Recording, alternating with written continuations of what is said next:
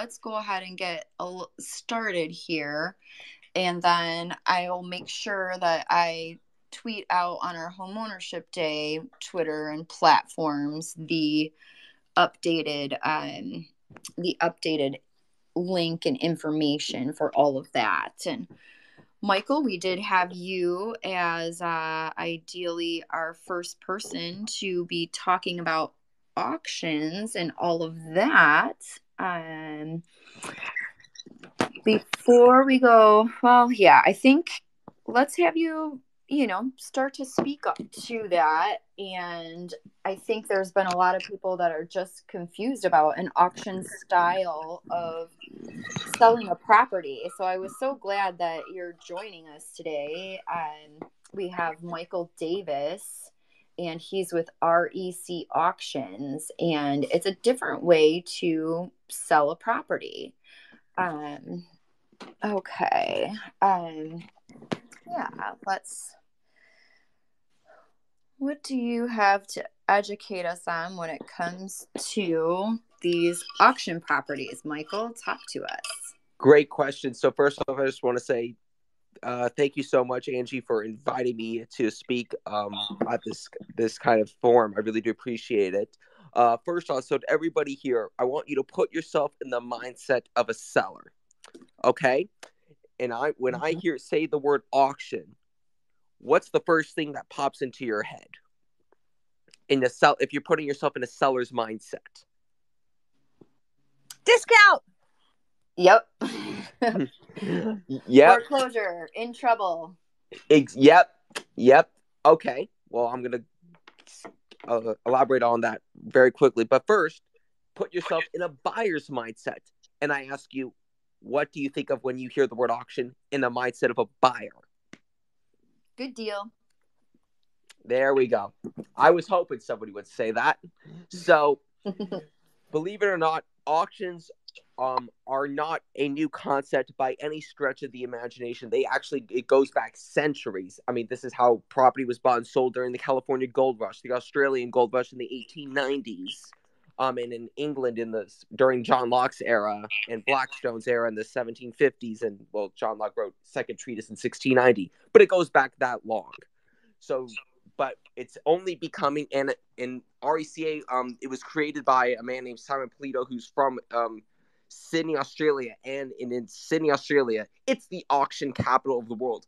Over 85% of all homes are sold using this approach. Oh wow!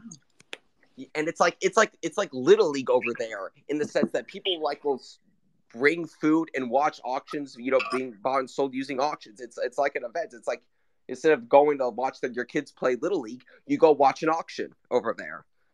So that's the kind of thing we want to do. So, and when you guys mentioned that it has, you think of foreclosures and divorces and all that negative stuff that's associated because of what happened in 2008, 2009. Just want to be clear, we don't touch that iota. We don't touch that at all. What we do is we sell, do properties, everything from apartments to mansions in Beverly Hills.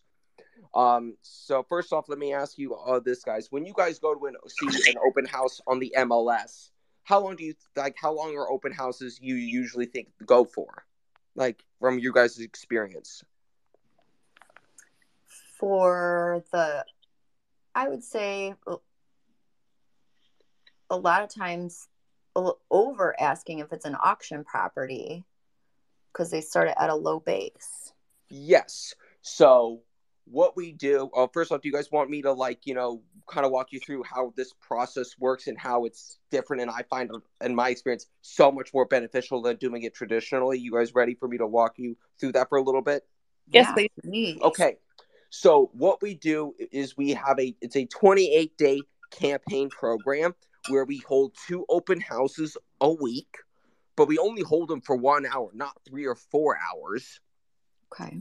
And the great that is if you can have many people coming through the property at once, it generates that competitive spirit and makes everybody go, oh, wow, we're not the only one here who's interested in. We better step up our game if we want to, stand above, our competition.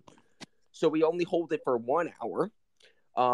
and the listing agent and we will be with you with the listing agent at all times. So when people come ask questions about about the auction process, they will come to me, and when they have questions about the property itself, they will go to the listing agent.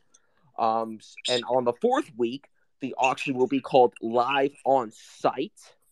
What we do in order to make sure everybody is a serious bidder, not some random person passing by. We have a bidder's registration that goes that's set 48 hours before it, and you have to spend write a 3% check to the escrow company in question for the bidding to start price. So let's just say the bidding to start price is $1 million.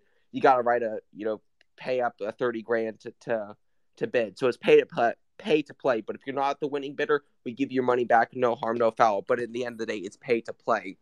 Mm-hmm. And so I'm going to go over why a seller would want to do it, why a listing agent would want to do it, and why would a buyer want to do it? Because those are the three major parties involved, and I want to make sure you explain what's in it for everybody. Thank you. This is so interesting. It's such a I love it that you guys have a tried and true way to do this. So yes, continue on. Tell us more. Okay, so the first thing you need to ask yourself is, why would a seller want to do this? That's the most important question. So one of the things that I like to tell sellers is, and I like to do this with the guys, do you really want to spend, have 3-4 hours be out of your house when you could be watching the games? Or you could just you do it with us and only hold the open houses for an hour and get as much, if not more people in 1 hour, and you could still watch the games. Right. So, so that's one reason why sellers would like to do it. Another reason is because I'm sure, if you're, for all of you who, dealt with, listing agents and sellers, sometimes sellers can be a bit unrealistic on valuation. I'm sure, Angie, you've experienced that over the years. Oh, only once or twice. Well, that's I'm quite envious on that one. But one of the things that we do is to help sellers get grounded is we give them after every open house, we will call everybody who's come through and we will ask them a couple of questions. Number one, did you enjoy the property? They will tell me yes or no. And then I will ask them, okay, what did you like? They will tell me. Then I'm going to ask them, okay, what didn't you like? What were the cons? And then last but not least, where do you see the value? What are you willing to pay? And then we will write up a seller report that the sellers will receive within 24 hours of the open house. So they will see in real time where everybody's head is at. So they're no longer going to be worrying and having to speculate. We have them real time raw data that's handed to them right away. Mm-hmm. So that's why sellers like it. Why listing agents like it is, one, there's so many listing agents in Southern California. There's so much competition, and agents are constantly finding ways to make themselves stand out. So when your agents are doing cold calling or they're going on listing appointments, they could say, hey, I'm going to be presenting you with 2 options to sell your property instead of 1. Because let's say, and especially right now, this is more relevant than ever because homes are not selling themselves as they once were at the beginning, 2 years ago when we were in what I call a seller's utopia. Those days are over. True story. So eventually sellers, agents will have to come to their sellers with the inevitable awkward conversation. I think we need a price reduction, and no seller wants to hear that. For us, we like to turn that on its head. I say, forget the price drop. Let's have a bidding war instead. Let's revive it, if you will. Mm-hmm. So, and another thing is, if you're a listing agent going on a listing appointment, we will come with you on the listing appointment to really make yourself stand out.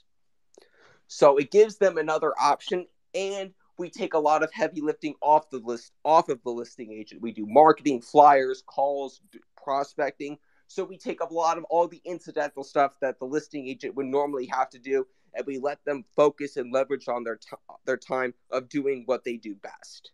So we make their lives easier. So that's why a listing agent would want to do it. And then, of course, the question is, why would a buyer want to be involved in something like this? Well, I think the main reason is transparency. Because when you see each other bidding, people bidding, you know what your competition is willing to spend. You know what people have. So it's an open, transparent process, and you're no longer, like running around in the dark when you normally would have to buy it through a traditional listing point, because sometimes, an agent will come to buyers and say, hey, we got a really great offer. Then they'll say, well, what's the number? I can't tell you. Well, can you tell how far off we have to be? That we could take that. So it's not as transparent as it were, as it is with this approach, because everybody sees each other and they see what they're doing in real time. And here's the great thing about it: to really get people moving. And again, incentives do matter. I may be 27, but I figured that out early on in life. Incentives really do matter. But yeah, so we tell people who come to the property and say, hey, if you don't want to take on the risk of getting outbid, and you really love the auction and you really love this property, you are more than welcome, and in fact encouraged, to submit an offer beforehand. And the reason why they're going to be comfortable to do that is because we put all the reports and disclosures. We take care of that at the front end, and we have a QR code for people to come in and look at all the reports and disclosures before they submit an offer, so they know exactly what they're getting themselves into. So when people do submit an offer, they will submit the offer with confidence, certainty, and none of the information is going to be withheld from them. There's no last minute, oh my goodness, we're in escrow and we found out there's $100,000 worth of foundational damage that we can't cover, and then you're back to square one. You avoid those risks when you go do this auction approach. Mm-hmm. So basically what we do is there's no asymmetric information. The information is evenly distributed and everyone gets access to it at exactly the same time, all parties. So there's no sense of unfairness. That's a really good point. And that's something too. So can you speak a little bit more about this transparency when it comes to the auction? So is it like a platform that they log into and they can see all the other bids and what the prices are? Or do those get kind of, shown to the public at a certain point in time? Or like, what if I just wanted to see what was going on with a particular property and decide if I wanted to write a bid? Would I be able to see your lineup of what's happening on a particular auction? That is a great question. So what we do is we are actually in the process of building up a software. We could do it online, but right now we do auctions are called live on site, because we want to create like an event. I like to think of it as I don't know if you guys are all Bruce Springsteen fans, but I saw the Boss live and it was a religious experience. And when auctions are called, it creates that kind of atmosphere where everybody kind of comes in from the streets and sees wants to see what's going on, and you create this crowd. Mm-hmm. And then, and it really, and the neighbors will come in, because every neighbor has a personal self-interest to make sure the home goes for as high as it possibly can. We all know this. That's true. The neighbors want you to sell high. Exactly. And so a lot of times, sellers will go to the listing agent and say, oh, wow, you've received a record price for the neighborhood. What can you do for us?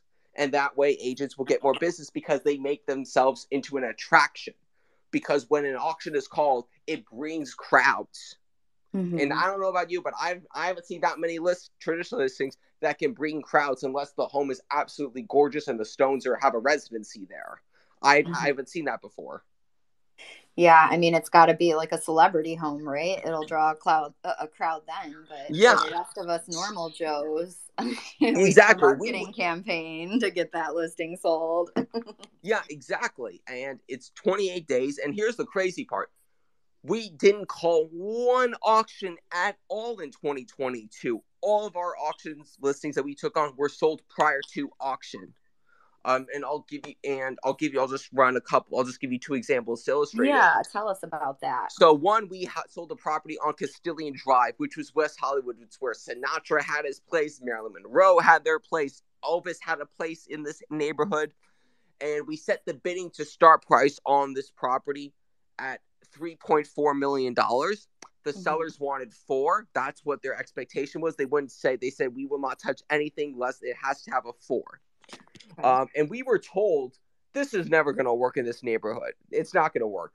Well, we sold it but prior to auction, and we got the price. The winning bid price was 4.2.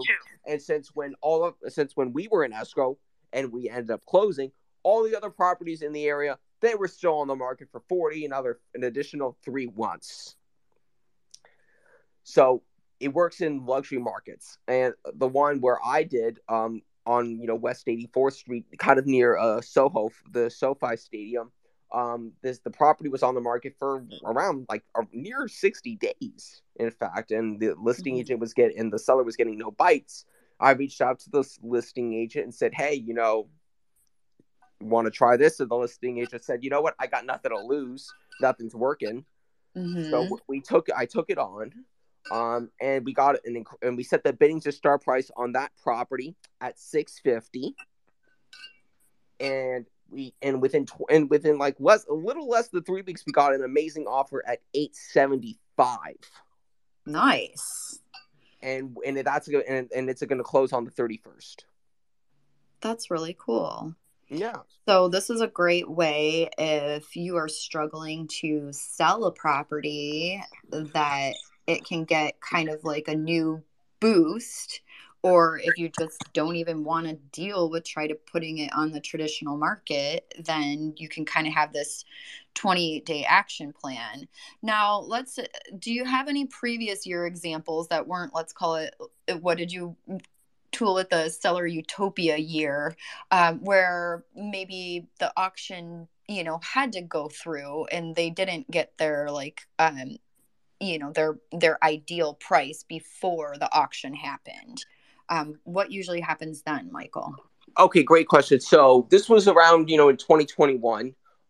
We had a property in the Woodbridge area in Irvine.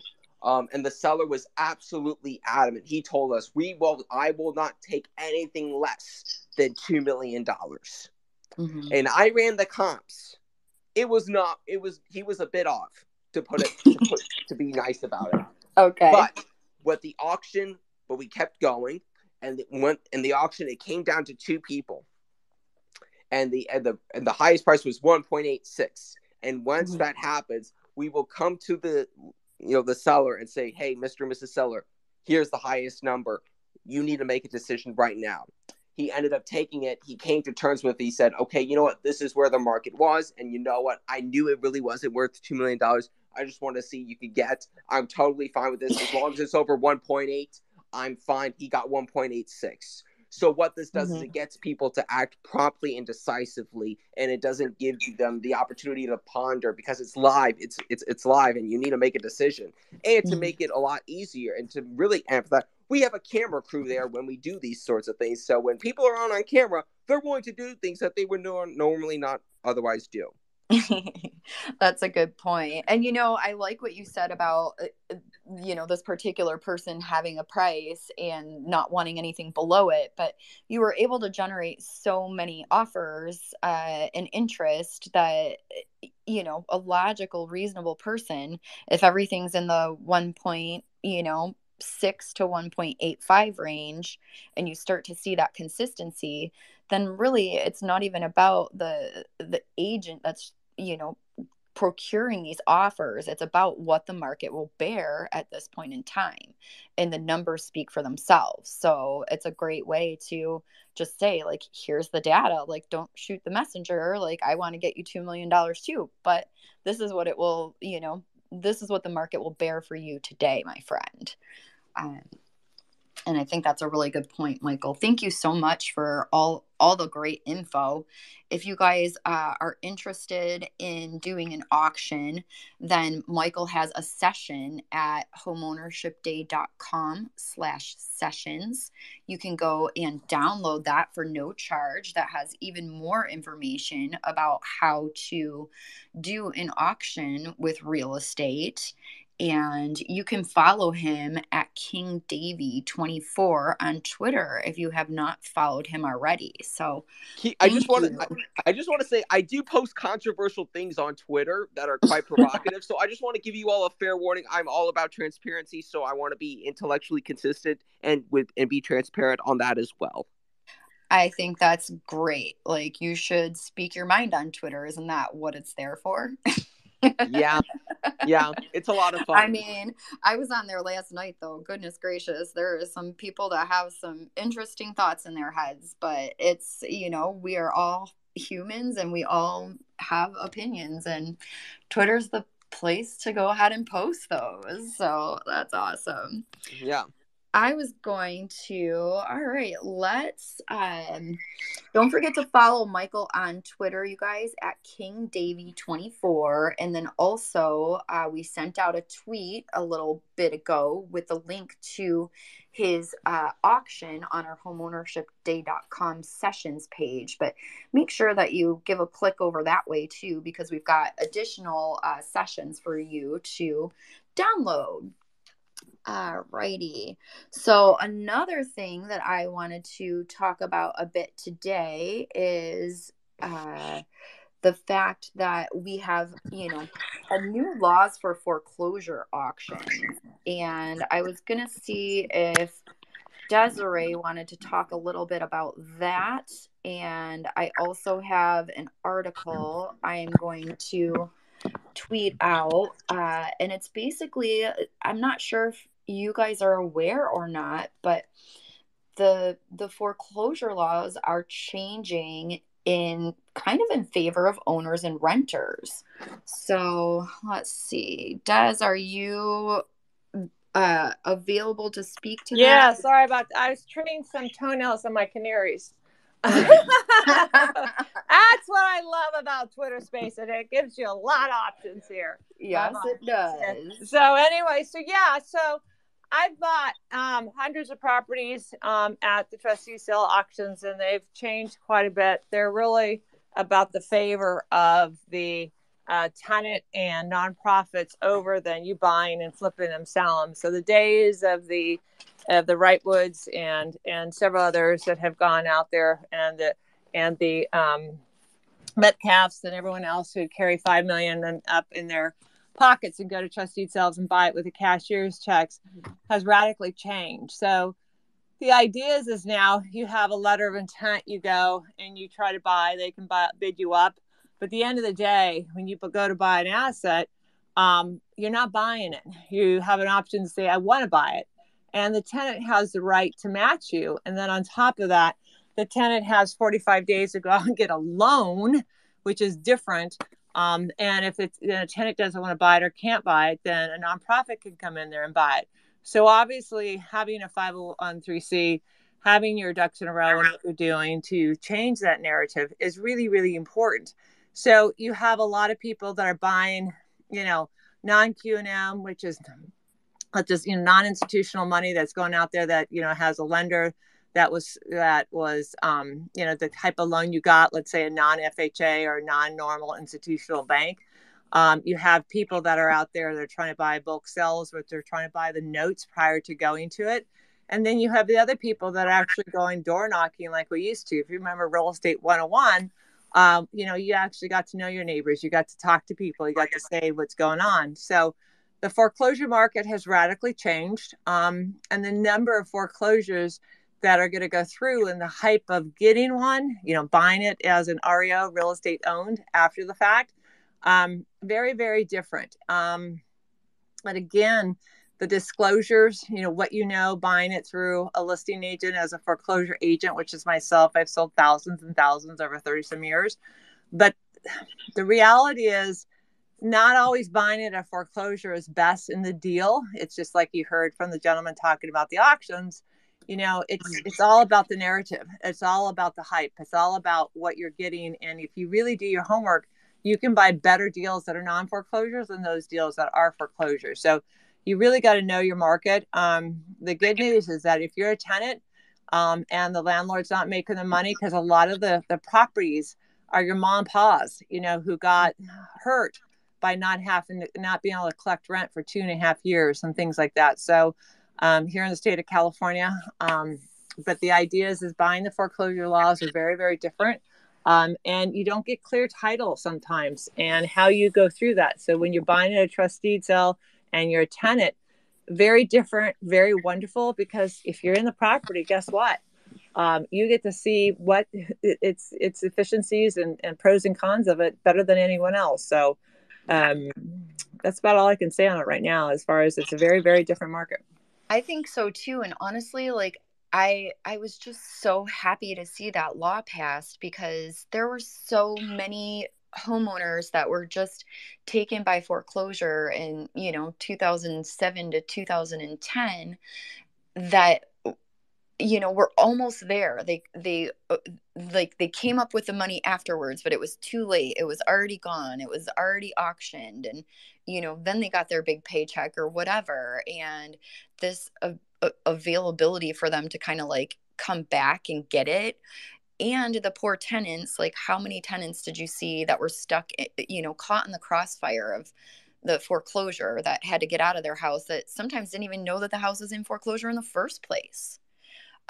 Now they'll have an opportunity to buy that. So I am, I was so happy to see that. And I wanted to make sure that everybody here at Homeownership Day knew about that, because if you do find somebody that is struggling with their property, put them in touch with one of our Homeownership Day speakers, put them in touch with Desiree with NAWRB. Like, we can help them make sure that they don't lose their property, because homeownership is not just about buying property, it's about keeping it, right?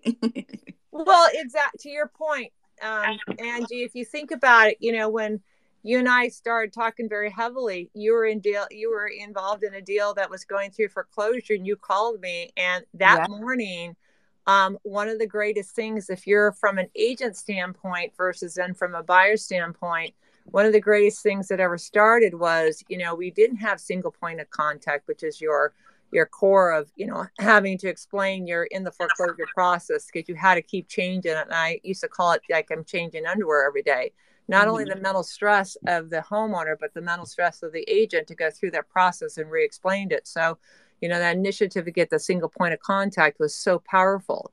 And the second thing is that when you got into you didn't know what the left hand and the right hand was doing. You had the servicer, you had the person who was insuring the institution, Fannie or Freddie, FHA, whoever. And then you also had to deal with, okay, the attorney was doing one thing, the agents were doing another thing, escrow was doing another thing, and no one was communicating and getting that all together. So that's why you have a backlink now to go into Fannie and Freddie to see who actually is a servicer to make sure they're doing their job. And then from there, we went into the history of saying, okay, if you don't have 200 touch points as a minimum, that you have reached out, called them, talked to them, get everything to get a hold of them, you can't foreclose on it here in the state of California. Then it went to now where we're talking, and where Angie's bringing up the fact is that it's really swung more to the, less of the high volume, high ticket people who are buying them at foreclosures, that for you price out the individual buyer, we'll say, at the foreclosure sale. So the idea is that one of the greatest tips that when I had met Angie and we started really working together very heavily, and she joined NRB, was the idea was you put everyone on the email. You make sure all the attorneys, the escrow companies, the sellers, the buyers, everyone's on that email. So no one can say, I didn't know. How come you did this? How come you didn't that? And, I would have known someone. That way there's no ambiguity if someone lost or didn't do their job. And that's how I came up to know the rules of the game, to be honest, is that I trademarked it, because if everyone knows, then everyone can say, oh, yeah, you were on that email, so that foreclosure is not happening. And Angie was able to successfully stop that foreclosure from happening at literally, what was it? Was it 9 o'clock or 12 o'clock sale that day? I can't remember. I mean, honestly, like, we were within 20 minutes. Like, I was literally in tears. Like, it was, yeah. I thank you, Desiree. You gave me some of the C levels at the bank to help make that get stopped. I was using Twitter like a mad woman. If you're an agent that is experiencing not getting through, like, Twitter is your answer, because they don't like it when you say negative things about a lender or lending institution on Twitter. So that was, we were just hitting it hard, and I'm so thankful that those people were able to take their equity from the house. But literally 20 minutes later, and they would have lost like a couple $100,000. Yeah. And that was just, yeah, that would have been heartbreaking Well, for think all of us. think about that. It was 2:00 in the morning. Don't ask me why. I looked at my phone when you back channeled me in LinkedIn, and I responded, said, "This is what you need to do." But we all have to remember, if you're in foreclosure, there is got to be an attorney. So Right. as long as you have the attorney on it, they're legally bound, because you can stop a foreclosure at the trust deed sale in person, saying that you object to the sale with the attorney, and you go through it, especially if you're the mortgagee. So the point is that you have to include all components on that email, and trust me, you will get action. Twitter's changed a lot since back then. So we don't know what's going on with Elon Musk every single day on Twitter, like Twitter Spaces. Don't be surprised if you get rugged. You can't come up. You can't hear. People over talking to each other. There's been a lot of changes every single day. It's been very glitchy. Today, so far, we've been doing okay. Hence, that's why one of the reasons we started so late. But those are the things in foreclosures that you really need to know is that make sure everyone knows all what's going down, every email, everyone sees it. So that way there's no, oh, I didn't know. Yeah, I didn't know. And then, oops, we sold your house. So, well, I'm glad that we had a chance to touch on that, because that law was just really important that I thought everybody should know. I have here, let's see, there's a couple other topics that we wanted to talk about today. Before I go into those, I just wanted to, in case some of you guys are not that familiar with the Twitter Spaces, I wanted to mention some of like the best practices and stuff like that. If you want to ask a question, this is an open forum. There's no silly questions. We answer them all you have to do is, you'll notice on your little on your, what do you call it, like navigation board on Twitter, there's the heart with a plus sign. You can click on that, and then to the right of that there's like a little raise hand icon, so you can click the heart with the plus and then the hand to raise your hand, or if you want to just send somebody some love or applause or whatever, you can do that through that little heart. So don't forget to use the heart. If you want to invite a friend, you can just click on the little guest thing with the people, and you can also see who's in here. So I encourage you guys to follow each other. These are people that are interested in investing in homeownership and real estate and all of those types of things. So be connected with each other and go ahead and connect. And then I also wanted to just say thank you so much to everybody for joining us today, especially, I mean, you guys like are true home ownership advocates, because you had to follow us around Twitter and wait and all that good stuff to get here today. So we do apologize for the technical difficulties. We are excellent at helping with property, but maybe not as excellent with the tech. No, it's Angie. Come on. It has to do with use, change, and develop. Twitter is not consistent from hour to hour, day to day. So there's a lot of things going out there. So that, remember, tech is only as good as the humans, and the humans are only good as the tech that's out there. So we have third party interaction. So this is the love that you have, because think about it. You could be eating. I could be trimming my canary's toenails. I could be doing this. I could do that. And that's the beauty of not having to be signed to to a visual effect. You can actually do so many more things, multitasking, and get it done. So I think it's fabulous. Exactly. Well, let's talk about the real estate market for a few minutes. It has changed this year, right? We have some different things happening. For example, last year, this time, the average days on the market were about, 19, which is absolute and utter insanity when it comes to real estate. Now in Southern California, our expected market time is about 80 days on the market. So we are getting to a more normal space, and 80 days on the market, that's for the lower range properties, let's say the condos and things like that below 750. If you are a one up to a $1.5 million property, your time expectation on the market would be about 99 days. So what does that mean for you guys that are buyers out there? It means that you can actually write an offer, maybe even under asking, and the seller will consider it, and you might get that accepted. So if you have some friends that have tried to buy property in the last 2 years and failed, make sure you let them know that things are a little bit more normal now. And that's really important because people get discouraged, don't they?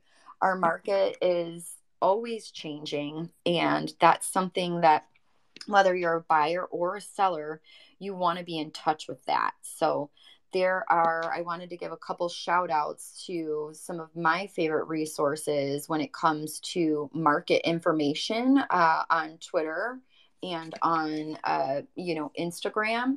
You can follow, I don't know if you guys have been to any of the previous homeownership days, but we have Logan Montashani. He is on Housing Wire. You can follow at Housing Wire on Twitter.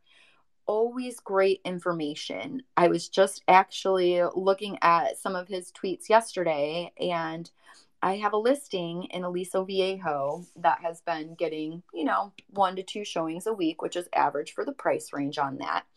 But last week, we had 5 showings in one day and then 2 showings for every day after. And I was like, what in the heck is going on here? But after looking at Logan's post the other day, the purchase applications are up 25% in the last week.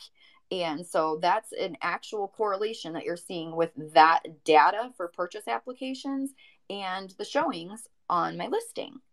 And I wanted to just see, we have some other people here that are in real estate. Do you guys want to pipe in or talk about anything that you're seeing in your particular market or your area right now? What are things looking like for you? Are you seeing things more in favor of buyers? Are you seeing things more in favor of sellers?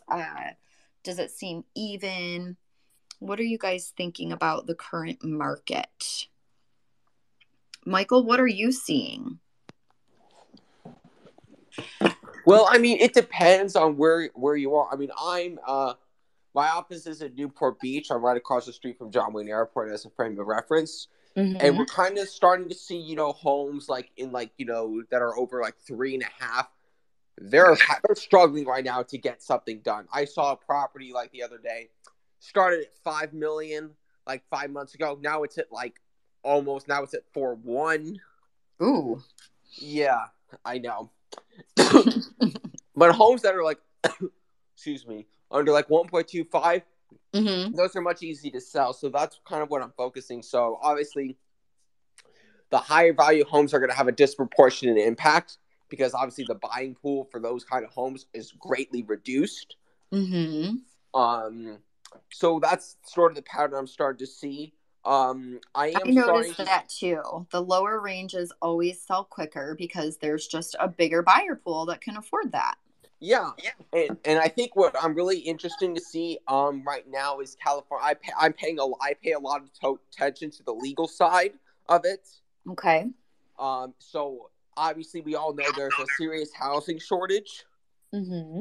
So the way to solve that is build more homes. But more importantly, we have to allow more diversity of homes being built. Townhouses, duplexes, triplexes. I want to see more kind of variety of homes. So we're starting to see we're getting rid of parking lot mandates, which increase the cost of building a unit by sometimes to $80,000. So we're getting rid of that. So we're seeing California getting rid of that. Hopefully, we will get rid of minimum lot size requirements.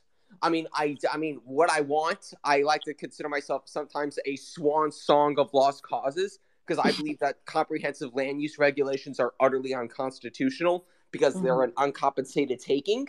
But hopefully, we're going to be able to liberalize, the supply of housing and let more housing be built, streamlining permanent process. So we're starting to see that in California. So I think that's going to be very exciting, especially for millennials who want to get their first rung on the home ownership ladder. and Yeah. they're just getting priced out. Yeah, they have been. And I think it's finally, coming around where they're not going to necessarily get priced out anymore. That is one of our sessions actually here. Abadu, I'm probably not saying that right because I say everything wrong being from the Midwest, but they have the ADU options. And that is a big thing that I am seeing in our market right now is people that are, expanding their property.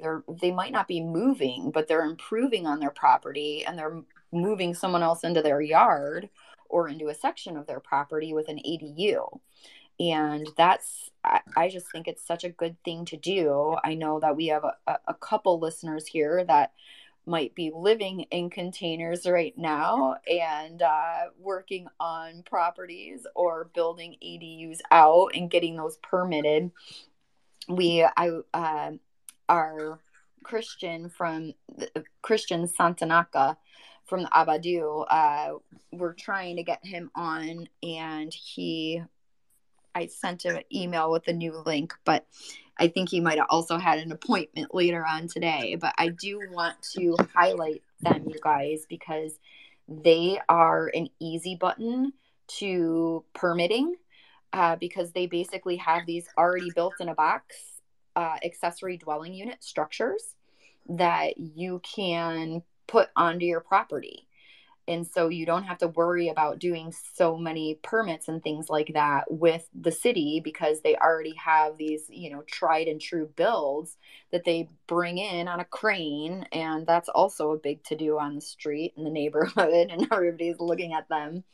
But you have, just this a way to do an addition on your property. And another thing is we have a law in the state of California now that, you have these cities like, for example, the one that Michael's in, Newport Beach. They don't always want, let's say, multi-units. They have, they want their space and things like that. But because of the law that the state of California passed stating that any single family residence can now have an accessory dwelling unit, these cities that were not allowing that and were not allowing, like Michael said, more people need, housing. We need more builds. We need more structures here. These cities cannot keep a cap on it anymore.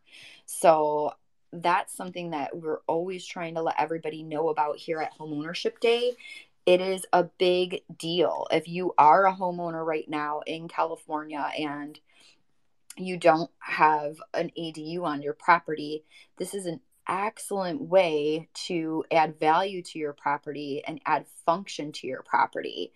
You can do an office, you can do a pool house, you can do a mother-in-law suite, you can do a rental unit. So that's something that I want to direct you all to homeownershipday.com/sessions. And there is a session on there, making the most of your property with an accessory dwelling unit. You just click the enroll now button and you can learn more about how to do that, how to, kind of best practices with ADUs. And I know, Desiree, you have some experience with that. Did you want to speak for a minute about Sure, I'll be that? happy to. So I'm actually on an investor on a cap table in a company called New Community, NEU community.com. And not all modulars or prepackaged ADUs are the same. Mm-hmm. Like the ones that I work with are sub-zero rated. They can handle up to 20 foot. They can go up on pylons on 20 foot for flood areas and things like that. So ADUs, be very careful on where you're buying them. If they say they can actually manufacture them, how long the delay is going to be, because no one's really scaling it in a mass way. There's so many delays in getting in the product and everything because of the high demand, and getting the product and services out there. The second thing I would like to add, though, as much as the laws in California have lifted up the ability to remove parking requirements to, zoning laws and ADU laws and everything else you just mentioned, Michael and Angie, is that we have a water distribution change, we have an environment change, and we have how we live change. So if you look at those three different components, when you're looking to buy, fix up, expand, or invest in all in classes of home ownership, think about, wait a second, how am I going to live based on maybe political things? How we're looking on how my environment is for my health care. What kind of support system do I have around that neighborhood? And then from there, what kind of avenues do we have for our infrastructure, for fire, for floods, for water? Right now, even though we've had massive amount of rain, 400 times more than normal, the snow levels at 31 feet in Tahoe, I could go on, is that we still are they're going to cut Colorado River. So if we start adding more people into higher density and we're going to cut the water, where is that going to be navigated to you? Are you going to go with a raw yard that's going to go dirt? Are you going to split your water with your ADU that you're putting in? And what kind of allocation you have? Living here in Irvine, we have our own lake. We have a recycling plant that has been here since 1960. So we've been recycling our water for 60 plus years already. Where are you going to move based on all those factors, and or buy or invest and expand? So it's no longer just and what your HOA is doing, and what kind of liquidity does it have, how sustainable it is, and how much better does your environment have for your debt. Now, I'll land with two notes. For those who don't remember, Orange County had filed bankruptcy and took over 30 years to pay off that bankruptcy note. Number two, Irvine, where I live, it is ranked number 2 behind Washington, D.C., and the best place to live for the debt based on what the occupants have compared to the city debt. So if that means, if we broke it down, if you were to live in Chicago, it's number 74. That the amount of debt the city has, the wealth of the people who live there, they can't handle it. So they're really low. Yet in Washington, D.C. and Irvine, we're pretty much tied.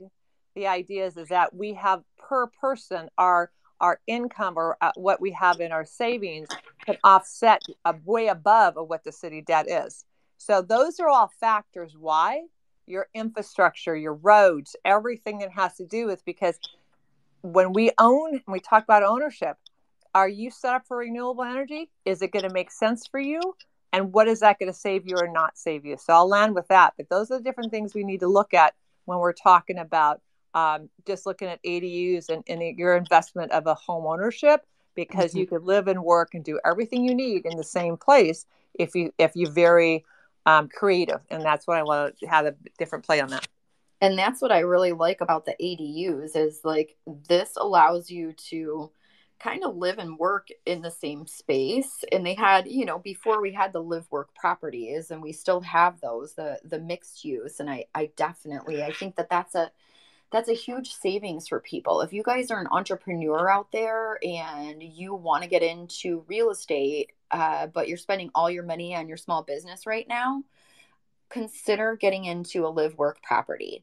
I always love the story about McDonald's, them being just this multi-billion-dollar real estate organization, not just selling billions of burgers. Like, that's a lot of real estate that was owned there. And even if your business doesn't do fabulously, if you buy a building and you work at it for 10 years, then probably you're going to be sitting on some equity, not necessarily from anything that you did with your business, but just because you own that building.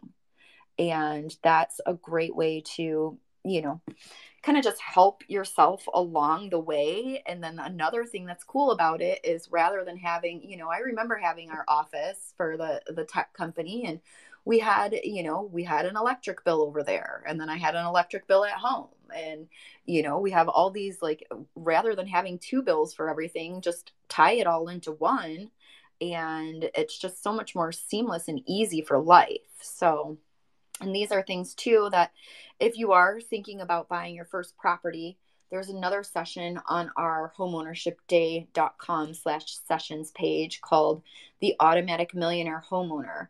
That one will take you through the steps, you guys, on how you can save to buy a property, how you can safely buy a property, and how you can slowly build out your portfolio in a safe way over time. So those are kind of the steps that I've been working for the last 15 years. And pleased to announce that I have, 5 doors now. And that's something that kind of helps me feel like I'll be able to retire and not have to work at McDonald's.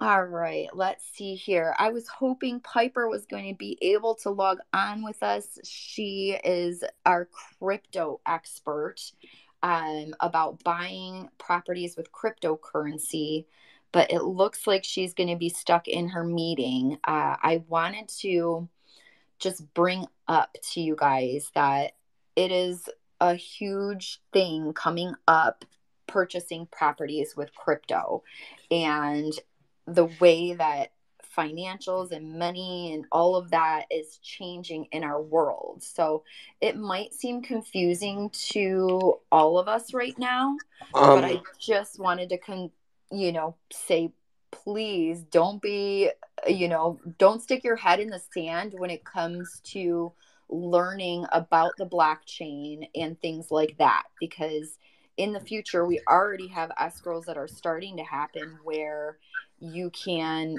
do that escrow on the blockchain. And as an agent that during this process of buying and selling real estate, like Desiree said, there's a lot of people involved. The blockchain helps to keep everyone accountable. And so keep your kind of finger on the pulse of cryptocurrency. Piper has a class that's on Homeownership Day right now for real estate agents. That one's not for kind of like the average purchaser. This is so that real estate agents can learn how to help you buyers that have crypto purchase a property with that and that, process. But she did say that she will be bringing us a session very soon about purchasing property with cryptocurrency. Michael, did you have something to say to that end? Yes. I love. I'm a huge fan of cryptocurrency because my fantasies about abolishing the Federal Reserve are coming true. Right. So that's the dream. I still love gold, and I think going back to the gold standard without any government regulations in banking whatsoever is the way to go. But we're not there. We're not there yet. But yes, so using cryptocurrencies to buy real estate and the blockchain, what it does is because it's so transparent and it's a public ledger, what it does is it reduces the frictions, and frictions create uncertainty. And if you can reduce the frictions and the uncertainty to zero, it's just going to make everyone's life easier. So I'm really looking forward to watching that session. So, but it's something that, it is not going away no matter what the naysayers say. This thing is here to stay. And it hopefully certainly is. It certainly is. I love it that you like it too. I know Desiree is a huge fan of crypto as well. We've got Wait. I'm a huge fan of gaming. I enjoy NFTs and I enjoy crypto, but remember, digital currency is going to be there. The issue is that what's going to be backed and what's not. Right now, we're experiencing a fracturing in a lot of different ways because of my lawsuit and things like that. Not because of it, but because of a lot of disclosures are coming out. So all I caution, I love newness. I love blockchain. I love all the excitement of it. But remember, when you've got billionaires losing money, when you got exchanges losing money, you had a guy who just got rugged who's been in the business forever, and he just lost hundreds of millions of dollars of all his NFTs just went out the door. Be very careful. But I agree. There's going to be a lot of different ways of going. I know a guy who got several very high-end $30 to $50 million listings because he accepted Bitcoin. The seller changed out and they sold the property to a Bitcoin buyer and a Bitcoin seller because they accepted it. So I agree with you, everything you're saying, but make sure you tread with caution, understand, look at it and don't go just head and heels in it, but knowledge is power. So I just want to put the Always. calming into it. And that is one of the things. Yeah, you guys make sure, like, if you are new to crypto, do yourself a favor and subscribe to Coin Bureau, Digital Asset News on YouTube. Make sure that you are learning from quality sources.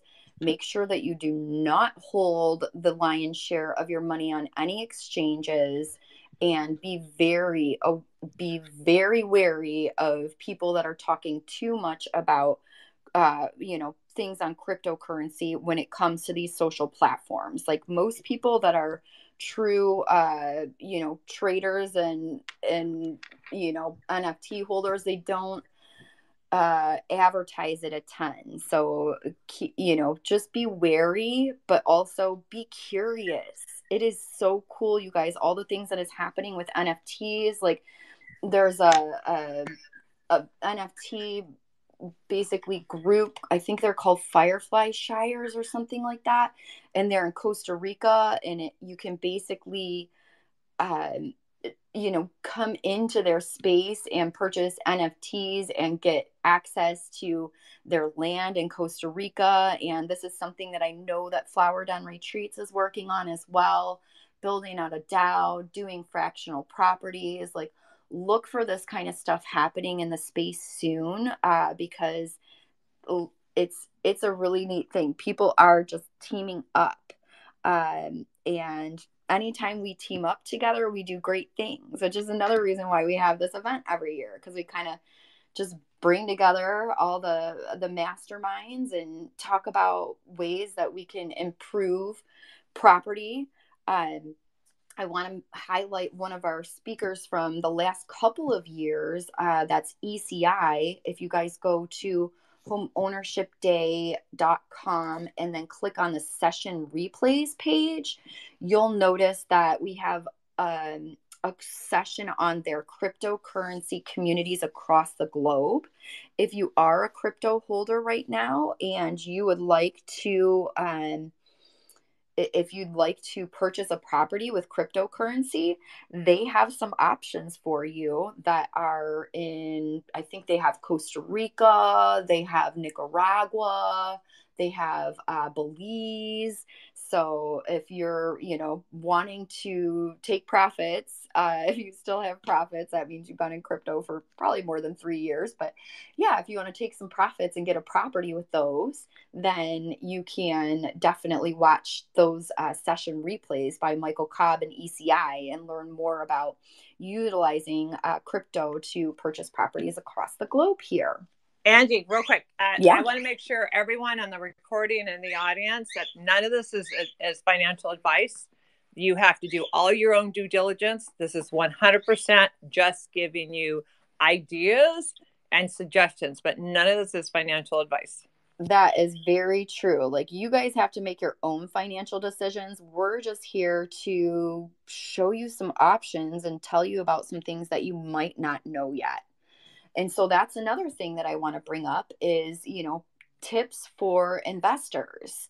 We've got some people in this group that are, property owners, and they might be looking to purchase their next investment. So that can be a whole slew of things. And I was hoping I would have a lender in here to kind of tell us about the DSCR loans, but doesn't look like I have a lender logged on right now. But Angie, I could bring something that's really valuable to the lending side that would be helpful to everyone. Please do. It's called the PACE loan. If you've never heard of the PACE loan, it's about clean energy. So it gets tacked to your taxes, and it's pure equity play into your property. So if you want to do something to a property and you want to improve it, you can actually get a PACE loan, and it goes against the actual taxes. So the idea is that they actually have loans that go up to $100 million and above. Obviously, those are big assets to go with it. But just go Google that. It's PACE. And the idea is that you want to look at the programs you have and always check to see what kind of incentives you can get for, renewable energy, what kind of things you can do for grass, for water, for tankless tanks, for, for like here in California, you have to Even have an windows. auto shut up valve, all those different things. But I would like to do a shameless plug. I have a property in Menifee that we're holding an open house. So anyone who's looking for a rental property, it's a 3-bedroom, 2.5 bath. They're $2,750. It's Okay. going on right now in Menifee if you're interested or have a client that's out there to rent. Wonderful. Thank you for that, Desiree. And the PACE loans are definitely something, like, my only thing to warn you guys about, if you are considering doing a PACE loan, they are a great way to get, new stuff for the house. But if you're going to sell it soon, might not be the time to take out a PACE loan, because that can sometimes complicate the sale of your property. So just make sure, if you're doing a PACE loan, that's totally great, but you're planning on holding on to that property for a few more years, so that way you've got, just all your ducks in a row when it comes to easy peasy when it comes to just selling or buying a property. So I also wanted to direct you guys to, we've got a really good session on our replay page by Vanessa Montoyas about, tips for new real estate investors. You guys can go and watch that. I really encourage you to. Desiree also has one, running a business from home. And then I have that automatic millionaire homeowner. All of those are excellent sessions for you guys to watch if you are wanting to invest in your first property. And I know we started late today, but I just want to honor everyone's time and still end on time. So I just wanted to say thank you to everybody for joining us today. It's always great information. I love learning about auctions. I love talking about ADUs. I love talking about how foreclosures are not as bad anymore. And I just thank you guys all for taking your time on a Saturday morning to come and be with Homeownership Day. I want to thank our sponsors, NAWRB, always one of our sponsors. You guys have been with us. How many years have you guys been with us, Desiree? Like the whole time? 7, 8 years, longer, whatever. Yeah, it's been Yeah. a long time. But yeah, I mean, this is what this is all about. It's you did a great job, and you doing the heavy lifting always, and you're the one that came back and said year after year, no matter what's going on in your personal life, professional life, what's going on in the world, pivoting from doing it at Chapman and various different places, and then coming back and doing it online and just making it happen and taking it national. You're the one that's doing all the heavy lifting. We're here to support you and be part of it. So as you said, teamwork is everything.